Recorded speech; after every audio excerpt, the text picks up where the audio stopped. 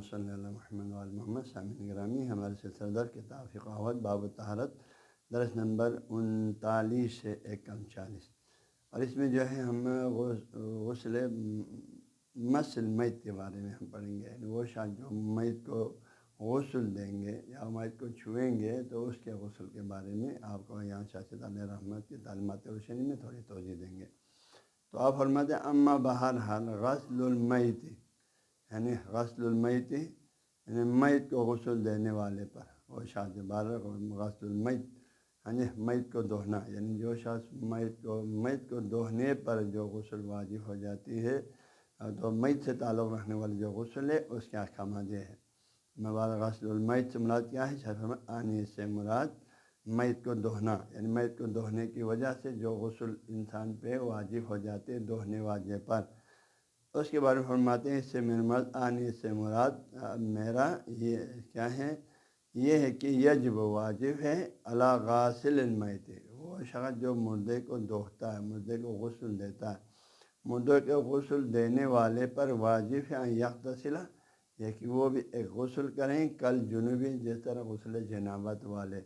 غسل جنابت والے جس طرح غسل کرتے ہیں طریقہ وہی ہے. سارے واجب غسل اور سارے سنت غسل کا طریقہ ایک ہے، صرف یہ کہ نیتیں فرق ہے. سارے غسل کا نیتوں میں فرق ہے، اور واجب غسل مردوں پر 2 غسل واجب ہے، ایک غسل جنابت اور غسل مس المیت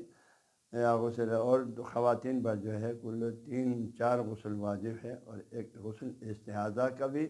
استحاضہ مکمل طور پر بند ہو جائے تو استحاضہ کا ایک غسل واجب ہے، جو کہ البتہ فقہ الافت میں اس کا ذکر نہیں آیا ہے. اس نسخے میں بعض نسخوں میں جو یہ بھی آیا، جو فارسی چھاپ کا ہے اس میں آیا ہوا ہے، اور ساتھ ہی جو ہے دعوت میں غسل استحاضہ والے پر بھی غسل واجب آیا ہوا ہے. لہٰذا وہ خاتون جو خون استحاضہ دیکھتے ہیں، ہاں جی، وہ مکمل بند ہونے پر ایک غسل کرنا دعوت کی روشنی میں بھی سمجھ میں آتی ہے، وہی غسل کریں احتیاط.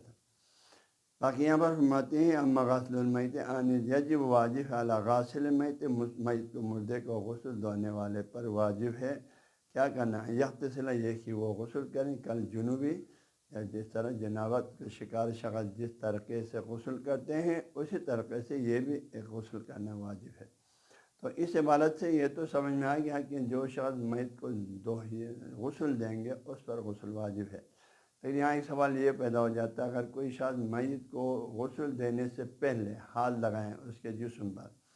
جبکہ اس کے ہاتھ میں کوئی کپڑا نہیں ہے، کوئی بیچ میں کوئی چیز حائل نہیں ہے، ہاں جی، کپڑا وغیرہ بیچ میں کوئی چیز حائل نہیں ہے، اس نے اس کے جسم پر غسل دینے سے پہلے اگر ہاتھ لگایا ہے تو آیا اس شخص پر، اس چھونے والے پر بھی غسل کرنا واجب ہے؟ تو اس سلسلے میں جو ہے ہمارے جو غسل مس المیت کا جو نیت ہے اس میں آئے اغتسل لرفع حدث مس المیت، بس بات صلاۃ جو نیت میں دعوت میں بھی جو ہے مس المیت آیا، مردے کو چھونے کی وجہ سے غسل، یہ غسل مجھ پر واجب ہوگا اور یہ واجب غسل میں کرتا ہوں. تو اس نیت سے بھی جو ہے چھونے والے پر غسل کرنا واجب سمجھ میں آتا ہے. اس کے علاوہ جو ہے حدیث بھی ہے اس باب میں، چنانچہ جو ہے یہاں واجاز کے فقہ کے حاشے میں ایک حدیث نقل کیا ہے، اور حدیث امام جعفر صادق سے امام فرماتے ہیں یغتسل من غسل المیت، وہ شخص جس نے میت کو دہیا ہے وہ بھی غسل کریں گے، اور من مس میتن، اور جو شخص مردے کو چھوئے گا اس کو غسل دینے سے پہلے فعلیہ الغسل، تو اس پر بھی غسل واجب ہے. یہ جو کتاب نور المومنین سے نقل کیا ہے، انہوں نے مجموع البحرین نامی کتاب، حدیث کی کتاب ہے، اس کے صفحہ نمبر 235 سے باجاز نے اپنی حاشیے میں نقل کیا ہے.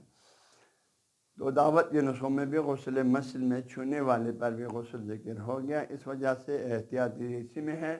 احتیاط کا پہلو یہ ہے کہ چھونے والا بھی غسل کرے، اس کو غسل دینے سے پہلے اگر اس کے جسم پہ کسی بھی حصے پر ہاتھ لگے، اور جس نے غسل دیا ہے وہ بھی غسل کرے، تو ان دونوں پر غسل کرنا ہے واجب ہے. جو اس پر اسی پر ہمارے جو ہے تمام علماء کا یہ سمجھو اکثر علماء کا اتفاق، اس سے ہمارے پیر سمیت صاحب کے پیرانے طریقت، ان سب کا رائے یہی کہ ان پر غسل واجب ہے. چھونے والے پر بھی غسل واجب ہے انہیں احادیث کی وجہ سے. ایک تو جو ہے وہ دعوت میں وہ مس المیت کی نیت ہے اس کی وجہ سے. پھر یہاں یہ سوال پیدا ہوتا ہے پھر شاہ نے اس کو غاسل میت سے شرح کیوں کیا؟ فرماتے ہیں اس کی وجہ یہ ہے چونکہ دوہنے والے پر مس کا اصطلاح جو ہے بطور کامل تطبیق ہوتے ہیں، وہاں تو مس جو ہے ڈن ہے، اس وجہ سے جو ہے اس کا شاثر نے خاص طور پر توضیح کیا ہے، ورنہ چھونے والے پر بھی اور وہ دوہنے والے پر بھی دونوں پر واجب ہے، جو اسی پر ہمارے جو ہے سبحان اللہ شیخ علماء کا اتفاق ہے۔